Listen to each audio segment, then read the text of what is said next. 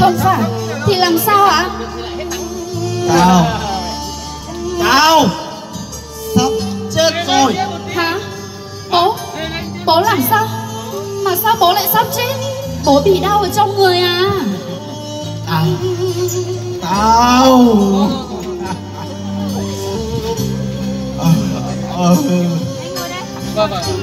Bố bị làm sao? Bố nói đi xem nào.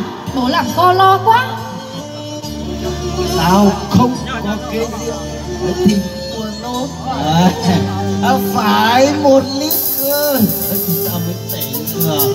Trời ạ, thế mà con lại cứ tưởng bố làm con hết hồn à? Mà sao mày đi mua cho tao một cái trái rượu về đây cho tao uống thế nào?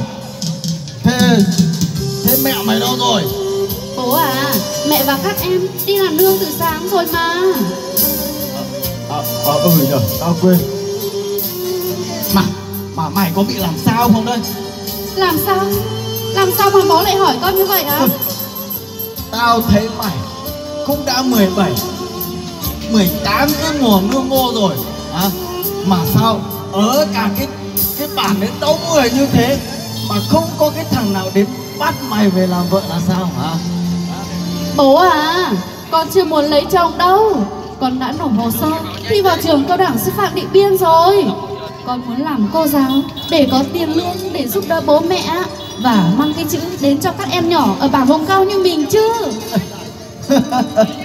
Thật là buồn cười hả?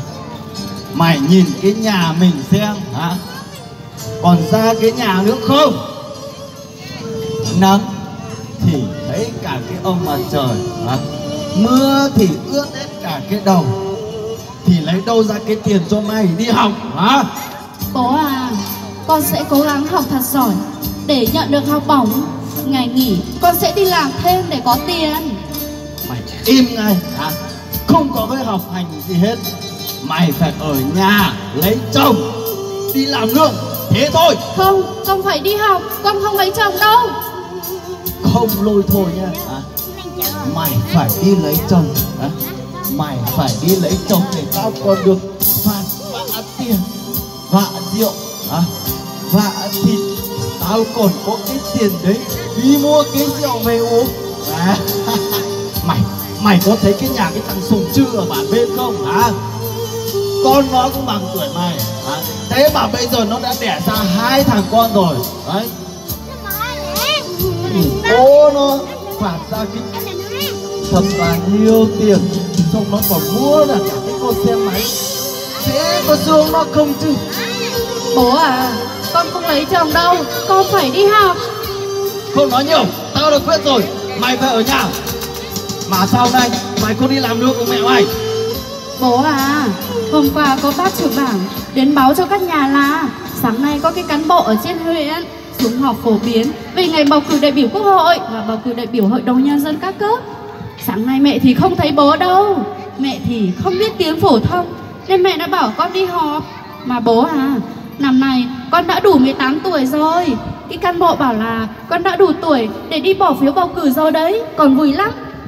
Vui à? Vui cái gì mà vui hả? Bầu cử ấy thì là việc của xã, của huyện hả?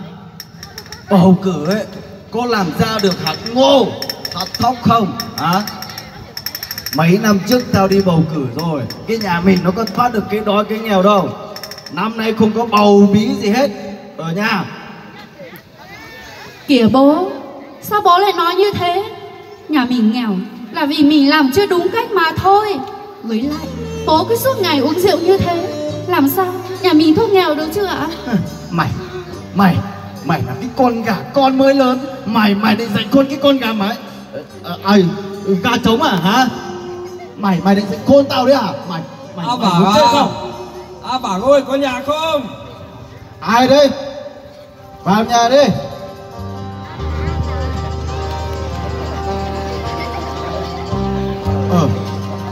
Trưởng bản à? Chào Mày bác đến trưởng nhà bản. tao có cái việc gì? Chào anh Ba Vàng. Chào cháu. Tao đi qua đây thấy to tiếng ở trong nhà, tao vào hỏi xem là có cái việc gì không. Ây da, trưởng bản à? Không có việc gì đâu. Không có thì đây là cái cán bộ ở trên bầu cử đại biểu quốc hội và hội đồng nhân dân các cấp ở bản ta. Thế hôm nay mày không đi làm nương à? Tao... Bác trưởng bảng à, bố cháu suốt ngày uống rượu thôi, bố cháu chẳng chịu làm cái gì cả. Dạ, cái thằng A Vạn à, mày suốt ngày đi uống rượu, còn làm ra được cái gì nữa? Tao có uống có một tí nhưng mà... Một tí của mày thì cả cái bản này mà không còn ai uống rượu nữa rồi. Mày xem đi, người mày còn ra cái hình người nữa không? Mày uống rượu nhiều, người mày nó cũng ngu đi rồi đấy. Bác trưởng bảng à, bố cháu không như uống rượu mà bố cháu bảo sẽ không đi bầu cử, cũng sẽ không cho mẹ con chúng cháu đi bầu cử nữa thế kìa. Dạ, A Vạn à, mày làm thế là không đúng rồi. Anh A Vạn à, bác trưởng bản nói đúng rồi đấy. Là công dân Việt Nam thì khi đủ tuổi và đủ trách nhiệm dân sự thì ai cũng phải tham gia bầu cử. Cán bộ à, năm nay cháu đã đủ 18 tuổi rồi, thế cháu đã đủ tuổi để đi bỏ phiếu bầu cử chưa ạ? Thế này cháu ạ, theo hiến pháp của nước Việt Nam thì Quốc hội ban hành luật bầu cử. Thì tính từ ngày bầu cử được ban hành thì những công dân từ đủ 18 tuổi trở lên thì có quyền đi bầu cử, và đủ 21 tuổi trở lên thì có quyền ứng cử vào đại biểu hội đồng nhân dân các cấp. Quy định của luật này. Mày có thấy chưa? Thầy giảng trưởng bản à, ở cả cái huyện Nậm Pồ này thì người dân người ta đông như thế thì nhà tao không đi bầu thì chắc nó cũng không sao đâu chứ. A Vạn à, mày nói thế là không được. Đi bầu cử thì đó là cái quyền lợi của mình. Đúng rồi, anh A Vàng à, luật này cũng quy định đó là mỗi người dân thì được bỏ một lá phiếu tương ứng với bầu cử đại biểu quốc hội và hội đồng nhân dân của các cấp tương ứng. Bầu cử đại biểu hội đồng nhân dân các cấp và bầu cử đại biểu quốc hội đó là trách nhiệm và nghĩa vụ của mỗi công dân trong việc xây dựng nhà nước của dân, do dân và vì dân. Dạ, nhưng mà cán bộ à, dạ, tao còn phải đi làm lương nữa chứ. Thì cái cán bộ và cái trưởng bản cứ đi bỏ hộ tao là được mà. Không phải như vậy anh A Vàng à, ngoại trừ những cử tri bị khuyết tật, già yếu, ốm đau thì tổ bầu cử sẽ đem hòm phiếu phụ đến nơi ở hoặc nơi điều trị của cử tri để thực hiện quyền bầu cử. Nhưng mà việc bỏ phiếu thì phải tự tay cử tri bỏ vào. Còn những cử tri mà không biết viết thì có thể nhờ người khác viết hộ, nhưng mà người viết hộ thì phải tuyệt đối giữ bí mật về ý kiến của cử tri. Nghe cán bộ nói thế, cháu cũng muốn đi bầu cử lắm rồi. Vâng, cháu ạ. Bầu cử quốc hội và bầu cử hội đồng nhân dân các cấp không chỉ là trách nhiệm và nghĩa vụ của mỗi công dân mà nó còn là quyền cơ bản của công dân sống trong một đất nước tự do, tự chủ. Đó là niềm vinh dự và tự hào của mỗi công dân Việt Nam. Trưởng bản với cán bộ à, thì tao không nghĩ là nó quan trọng đến thế đâu. Có mỗi cái tờ giấy thì tao tưởng là ai bỏ mà chẳng được, ai ngờ nó lại quan trọng cả đến thế cơ à. Đấy, bố thấy chưa? Bố cứ bảo việc đấy không phải việc của mình đi. Ây da, mày có biết cái gì thì để im cho tao hỏi cái cán bộ xem nào. Thế cán bộ à, thế cái đi bầu cử đây là ai cũng được tham gia hết à?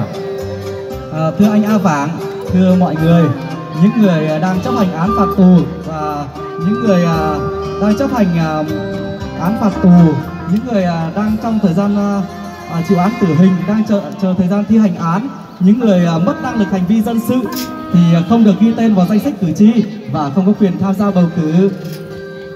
Dạ, trưởng bản à, thì tao cũng có biết đâu. Thì tao là công dân Việt Nam, thế tao cũng phải có bầu, tao cũng phải đi bầu à. Không thì lại sống như mấy cái thằng tội phạm đấy à. Đúng rồi. A Vàng à, mày đã hiểu như thế là tốt rồi. Từ nay về sau đừng có đi suốt ngày đi uống cái rượu nữa, hãy chăm chỉ đi làm ăn đi để còn có cái cuộc sống to. Chào trưởng bản à, nghe cái trưởng bản và cái cán bộ nói thì cái bụng tao nó cũng hiểu biết ra nhiều điều. Thì tao cũng xin hứa với trưởng bản và tao cũng sẽ không uống cái rượu nữa mà tao sẽ chăm chỉ làm ăn cán bộ ạ. Bố à, bố có nói thật với cái bụng của bố không đấy? Ây da, tao là người lớn thì tao nói thật mà. con Ly à? Và tao cũng sẽ cho mày đi học, và cả nhà mình nữa cũng phải đi bầu cử chứ, bởi vì bầu cử là quyền lợi, nghĩa vụ và trách nhiệm của mỗi công dân mà, có phải không hả cán bộ? Thế mới xứng đáng là cái thằng người Mông ta chứ. Vâng ạ, câu chuyện thông tin của chúng tôi đến đây là kết thúc rồi ạ. Và quý vị thấy có hay không ạ? Nếu hay thì cho chúng tôi xin một tràng pháo tay được không ạ? Vâng, cảm ơn quý vị rất nhiều ạ.